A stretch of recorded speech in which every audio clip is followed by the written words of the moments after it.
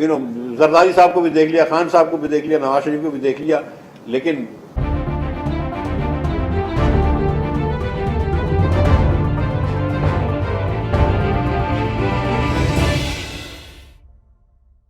बिस्मिल्लाहिर्रहमानिर्रहीम, अस्सलाम वालेकुम। मैं हूं आपका मेज़बान आकिल हुसैन। नाजरीन, चार बड़ी अहम डेवलपमेंट्स की मुकम्मल तफसीलात आप तक पहुंचाने की पूरी कोशिश करेंगे।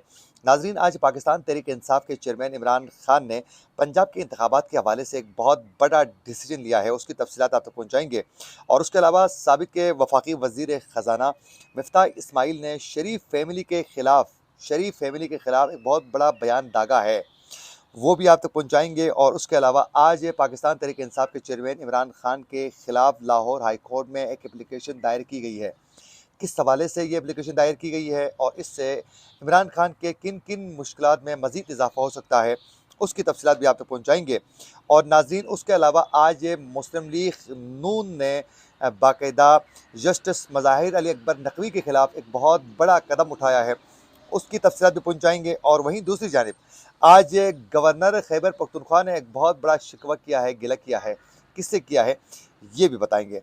नाज़रीन, सबसे पहले आप लोगों को बताते चलें कि ज़राए के मुताबिक आज पाकिस्तान तहरीक इंसाफ के चेयरमैन इमरान खान ने पंजाब असम्बली के इंतखाबात के लिए लाहौर से PTI के उम्मीदवारों के नाम जो थे वो फ़ाइनल किए हैं। और उसमें ज़राए का ये कहना है कि हम्माद अज़हर भी PP 125 लाहौर से सूबाई असम्बली का इलेक्शन लड़ेंगे। तो यूँ आज लाहौर से PTI के जो उम्मीदवार थे उनको बाकायदा उनका नाम फ़ाइनल हो चुका है, जिन्होंने पंजाब असम्बली के इंतखाबात में हिस्सा लेना है। एक तो सबसे बड़ी ख़बर ये थी। और नाज़रीन, दूसरी आज की बड़ी ख़बर ये है कि साबिक़ के वफाकी वज़ीर ख़जाना मिफ्ताह इस्माइल ने कराची में सेमिनार से वो ख़िताब कर रहे थे, तो उस दौरान उन्होंने एक बहुत बड़ा बयान दागा है। ये तो समझ में आता है कि उन्होंने ज़रदारी के ख़िलाफ़ बात की या फिर किसी और इमरान खान के ख़िलाफ़ बात की, लेकिन उन्होंने तो आज बात करते हुए इमरान खान और ज़रदारी के साथ साथ उन्होंने नवाज शरीफ को भी रगड़ लगाया है। और उन्होंने कहा है कि उनका ये कहना है कि मुल्क जो इस वक्त बेशुमार मुश्किलात का सामना कर रहा है, जो माली मुश्किलात का सामना है, सियासी जो बहरान है, ये इनका कहना है कि ये सब जो हैं 75 साल की गलतियां हैं और इन गलतियों से हमें सीखना होगा। और उन्होंने ये कहा है कि हमने जरदारी को भी आजमाया और फिर नवाज शरीफ को भी हमने आजमाया और फिर इमरान खान को भी हम आजमा चुके हैं। और उन्होंने आगे कहा है कि सिस्टम को बदले बगैर कुछ भी नहीं होगा। द थिंग इज कि मतलब हमने सब कुछ सभी देख लिए, माशाल्लाह भी आपने देख लिए, आपने हाइब्रिड भी देख लिया, हाइब्रिड लाइट भी देख लिया, जरदारी साहब को भी देख लिया, खान साहब को भी देख लिया, नवाज शरीफ को भी देख लिया, लेकिन हिंदुस्तान और बांग्लादेश हमसे आगे हैं। आप सोचो तो सही कि Bangladesh has $40 billion, we have 4. So I mean, so there is obviously the issue is not individuals and proper. The issue is systemic issues. हमको अपना स्ट्रक्चर ऑफ गवर्नेंस जब तक चेंज नहीं करेंगे, कोई आदमी को भी बिठा लेंगे, बेहतरी नहीं आएगी। तो कहीं ना कहीं मिन असल कौम हमको सोचना पड़ेगा कि जिस तरह हम पाकिस्तान चला रहे हैं इस तरह नहीं चल सकता। हम किस तरफ लेके जा रहे हैं? मतलब हम क्या वी विल जस्ट मतलब पूरी दुनिया आगे निकलती रहेगी and we will just muddle along? 2% की ग्रोथ, प्राइसेस 2% की ग्रोथ, 3% की ग्रोथ, वापस बैक टू IMF। एक ये इक्विलिब्रियम है, एक इक्विलिब्रियम है कि हम एकदम फेल्ड स्टेट की तरफ चले जाएं, साउथ सूडान, और एक इक्विलिब्रियम ये कि हम बैठ जाएं, मुल्क को सीख कर लें और आगे लेके चले जाएं। हम वो कर नहीं पा रहे हैं। हमको अपनी अपनी प्रिविलेजेस नहीं छोड़नी है, अपने अपने छोटे छोटे मफाद नहीं छोड़ने हैं, अपने अपने फीसडम नहीं छोड़ने हैं। तो ये this is where Pakistan is. So population planning is the first thing we need to do. वहीं साथ साथ उन्होंने कहा कि 18वीं तरमीम के तहत जो तमाम सूबों को इख्तियारात मुंतकिल किए गए थे, इसमें तो उन्होंने कहा कि कोई दो राय नहीं है कि 18वीं तरमीम के बाद जो है तमाम सूबों को इख्तियारात मिल गए अपने डिसीजंस खुद करने के लिए। लेकिन उन्होंने कहा कि जो सूबों में बसने वाले जो लोग थे उन तक के उन वसाइल के इस्तेमाल के लिए उनको फ़ायदे नहीं मिल गए, यानी निचली सत्ता तक जो है बाकायदा जो फंड्स थे वो नहीं पहुँचे। उस वजह से सूबों को जो इख्तियारात मुंतकिल हो चुके थे उसमें मखसूस किस्म के लोग ही अमीर हो गए। उन्होंने फ़ायदे उठाए, वसाइल का उन्होंने बेदर्दी से इस्तेमाल किया, लूट मार का सिलसिला जारी रहा। लेकिन निचली सतह पर आवाम तक जो हैं उसके समरात 18वीं तरमीम के ज़रिए सूबों को इख्तियारात जो दिए गए थे उससे आम आवाम को, लोगों को उसका कोई फ़ायदा नहीं हुआ। और ये तो उसकी बात बिल्कुल दुरुस्त है कि 18वीं तरमीम के बाद जो हैं सूबे पावरफुल होने के बाद आवाम को ज़्यादा उससे रिलीफ मिलना चाहिए था, फ़ायदा होना चाहिए था, वो नज़र नहीं आ रहा है। वो अगर हम बात करें सबसे पहले 18वीं तरमीम के दावेदार और सबसे ज़्यादा उसके फेवर में बात करने वाले पीपल्स पार्टी वालों की ही, तो इस वक्त नाजरीन अगर सिंध की ही बात की जाए तो सिंध में जो गरीब जो लोग हैं, मुतवसत तबके के जो लोग हैं, वो गरीब से गरीब तर हो रहे हैं और वहाँ के वडेरे और फिर जागीरदार और फिर जो सियासी जो शख्सियात हैं वो अमीर से अमीर तर हो रहे हैं। तो इसमें कोई दो राय नहीं है कि 18वीं तरमीम के तहत जो इख्तियारात सूबों को दिए गए थे उससे आम लोगों को उसका फ़ायदा नहीं हुआ।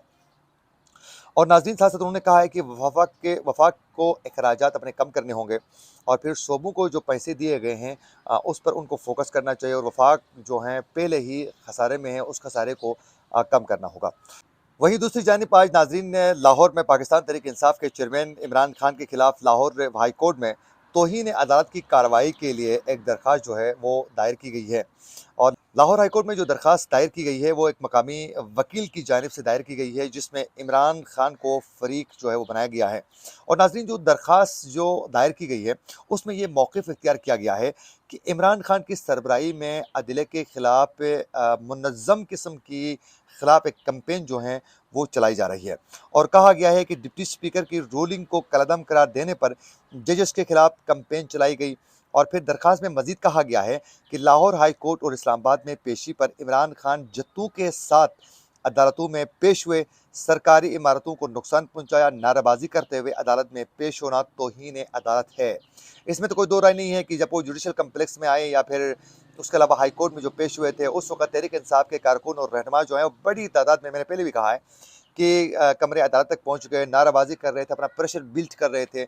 बाकायदा हमने देखा कि तहरीक इंसाफ के जो रहनुमा थे वो कारकुनों को हिदायत कर रहे थे कि जुडिशल कम्प्लेक्स में आप लोगों ने फौरी तौर पर पहुंचना है, फिर वहां से आप लोगों ने फौरी तौर पर हाई कोर्ट में पहुंचना है। बाकायदा ये इंस्ट्रक्शन के जरिए जो है पीटीआई की जो रहनुमा है वो कारकुनों को एक अदालत से दूसरी अदालत में आने पर कारकुनों को ही मजबूर कर रहे थे। तो उसमें ये जो दरख्वास्त दायर की गई है इसमें ये मौक़िफ़ अपनाया गया है कि सरकारी इमारतों को नुकसान पहुँचाया गया, नारेबाजी की गई और अदालत में पेश हुए। और दरख्वास्त में मज़ीद ये मौक़िफ़ इख्तियार किया गया है कि इस्लामाबाद के जुडिशल कम्प्लेक्स पर प्लान करके हमला किया गया और साथ साथ ये कहा गया है कि ये भी जिसके मास्टरमाइंड जो है इमरान खान थे और इमरान खान ने अदलिया को प्रेशर में लाने के लिए वर्करों को जुडिशल कम्प्लेक्स में बुलाया। लिहाजा लाहौर हाई कोर्ट ने इमरान खान के खिलाफ तौहीन अदालत की कार्रवाई करें और इन्हें अदालत तलब करके इनसे जवाब मांगे, पूछें कि उन्होंने अदलिया के खिलाफ क्यों ये प्रॉपर कैंपेन चला रहे हैं और फिर क्यों अदालत के जो कमरे हैं वहाँ तक जो हैं, कमरे अदालत तक जो है कारकुनों को लेकर जत्थों की शक्ल में वो वहाँ पहुँच रहे हैं, ये उनसे पूछा जाए। ये एप्लीकेशन दायर की गई है। अब देखना ये है कि इस पर लाहौर हाई कोर्ट क्या एक्शन आने वाले दिनों में लेने में कामयाब होता है।